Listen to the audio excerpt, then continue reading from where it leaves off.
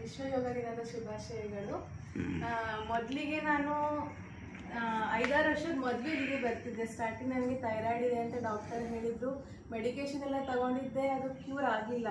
ಸ್ವಲ್ಪ ಕ್ಯೂರ್ ಆಗುತ್ತೆ ಮತ್ತೆ ಬರ್ತಿತ್ತು, ಆ ಥರ ಆಗಿತ್ತು. ಯೋಗ ಮಾಡಿ ಅಂತ ಸಜೆಸ್ಟ್ ಮಾಡಿದ್ರು ಡಾಕ್ಟ್ರು. ಹಾಗಾಗಿ ಇಲ್ಲಿಗೆ ಬಂದಂಥ ಒಂದು 2-3 ತಿಂಗಳಿಗೆ ಅದು ಕ್ಯೂರ್ ಆಯಿತು. ನೆಕ್ಸ್ಟ್ ಆಫ್ಟರ್ ಕೊರೋನಾ ಟೈಮು ನಂದು ಎಜುಕೇಷನ್ ಅದು ಇದು ಅಂದ್ಬಿಟ್ಟು ನಾನು ಯೋಗ ಮಾಡೋದು ಬಿಟ್ಟೆ. ಮದುವೆನೂ ಆಯಿತು, ಎಲ್ಲ ಆಯಿತು. ಮದುವೆ ಆಗಿ 2 ವರ್ಷಕ್ಕೆ ಮತ್ತೆ ಥೈರಾಯ್ಡ್ ಶುರು ಆಯಿತು ನನಗೆ. ಮತ್ತು periods problem, thyroid, weight gain ಆಗುವಂಥದ್ದು, ಸರಿಯಾಗಿ ಯಾವುದೇ ಕೆಲಸ ಮಾಡೋಕ್ಕೂ ಕಾನ್ಸಂಟ್ರೇಷನ್ ಇರಲಿಲ್ಲ.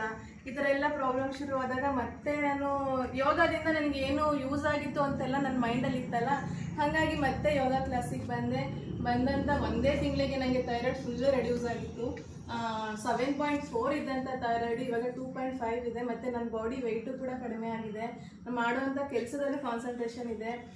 ನಮ್ಮ ಮನೇಲಿ 1000 ಪ್ರಾಬ್ಲಮ್ಸ್ ಅಂತ ಇರ್ತದೆ. ಹೆಣ್ಮಕ್ಳು ಅಂದರೆ ಗೊತ್ತಿರುತ್ತೆ, ಮನೆ ಕೆಲಸ, ವರ್ಕ್ ಪ್ರೆಷರು, ಟೈಮ್ ಇರಲ್ಲ, ಎಲ್ಲ ತಲೆಗೆ ಹಾಕೊಂಡು ಏನು ಮಾಡ್ತೀವಿ, ನಮಗೆ ನಾವು ಟೈಮ್ ಕೊಡೋದನ್ನ ಬಿಟ್ಬಿಟ್ಟಿರ್ತೀವಿ. ಇಲ್ಲಿಗೆ ಯೋಗ ಬಂದಾಗ 1 hour ಅಷ್ಟೇ ನಾವು ಟೈಮ್ ಕೊಡೋದು. ಅದರಿಂದ ತುಂಬ ಯೂಸ್ ಇದೆ.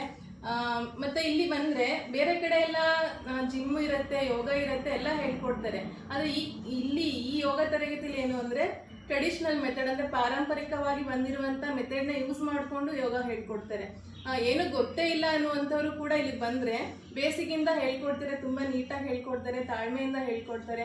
ಹಾಗಾಗಿ ಪ್ರತಿಯೊಬ್ಬರಿಗೂ ಯೋಗ ಮಾಡೋದಕ್ಕೆ ಯೂಸ್ ಆಗುತ್ತೆ. ಮಕ್ಕಳೇ ಇರ್ಬೋದು, ಮಕ್ಕಳಿಂದ ಹಿಡಿದು ವಯಸ್ಸಾದವರು ಎಲ್ರಿಗೂ ಕೂಡ ಇಲ್ಲಿ ನೀಟಾಗಿ ಹೇಳ್ಕೊಡ್ತಾರೆ. ಇದು ನನ್ನ ಅನಿಸಿಕೆ ಮತ್ತು ಅನುಭವ. Thank you.